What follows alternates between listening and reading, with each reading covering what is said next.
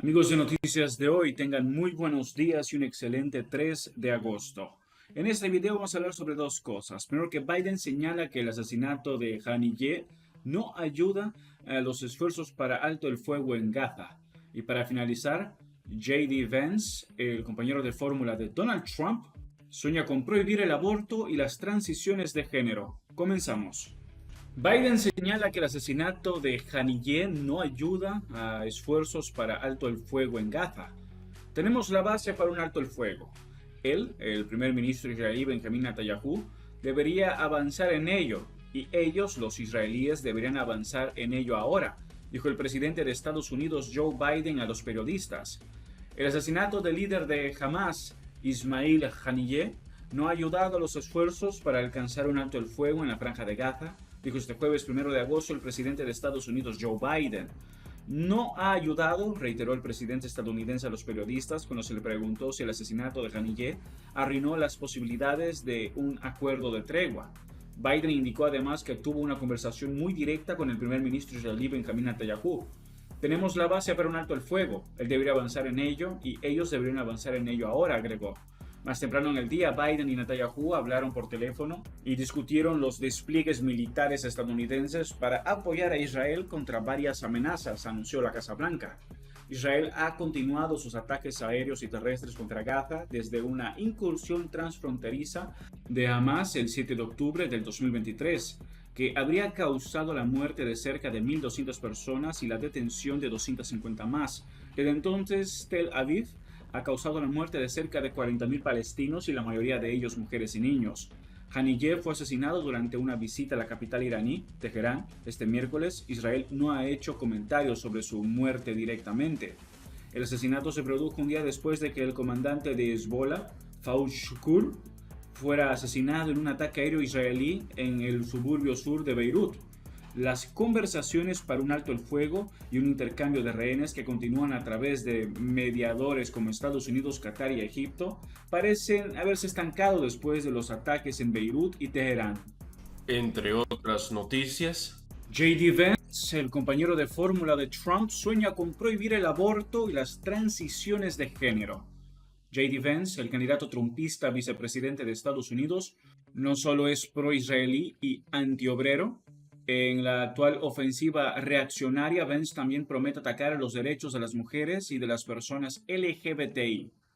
Senador por el estado de Ohio desde el 2023, nominado para ser vicepresidente de Donald Trump, J.D. Vance ya tiene en su haber un buen número de propuestas reaccionarias dirigidas en particular a las personas trans.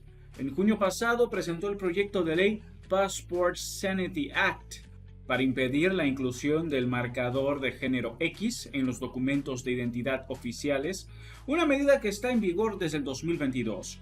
Vance luego reafirmó que solo existen dos géneros y que Estados Unidos debe reconocer este simple principio.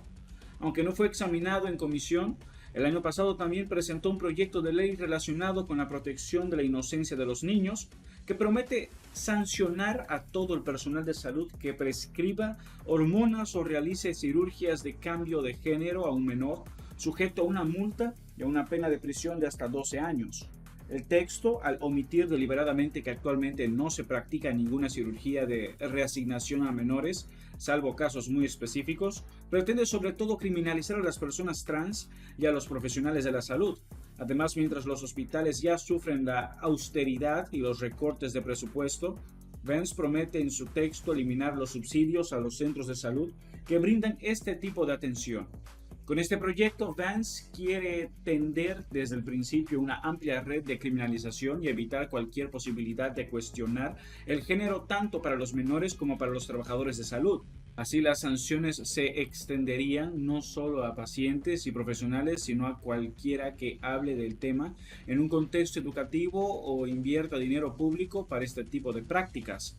Todo sería considerado un delito punible con hasta 15 años de prisión. Cuando Trump anunció como su candidato a vice, la reacción fue casi inmediata por parte de organizaciones LGBTI, como la Liberal Human Rights Campaign o GLAAD, para denunciar estas posiciones y advertir del riesgo que representaría su elección para los derechos humanos de las mujeres y las personas LGBTI. Bajo el gobierno de Trump ya se había atacado especialmente los derechos LGBTI, tanto retrocediendo con la ley que autorizaba a los estudiantes trans a ir a los baños correspondientes a su género, o prohibiéndoles su entrada en el ejército. Pero la llegada de J.D. Vance a la vicepresidencia podría marcar un verdadero giro radicalizado hacia posiciones más reaccionarias. En el 2022, por ejemplo, anunció que se opondría a la ley de respeto al matrimonio, una ley que permite casarse a parejas del mismo sexo o interraciales. Y Vance no pretende limitarse solo a los derechos LGBT, sino que expresa una posición abiertamente antiaborto, presentando o apoyando cada proyecto de ley que lo regularía o prometiendo una prohibición a nivel nacional, incluso en casos de incesto o violación. Vance también se inspira en otras figuras internacionales de extrema derecha, como el presidente húngaro Viktor Orbán, a quien ha reivindicado por sus políticas anti-LGBT y por alentar a las parejas casadas a tener hijos, una línea que ilustra el vínculo entre las políticas pro natalidad a las que recurren cada vez más gobiernos reaccionarios y las políticas restrictivas de las libertades de las personas LGBTI.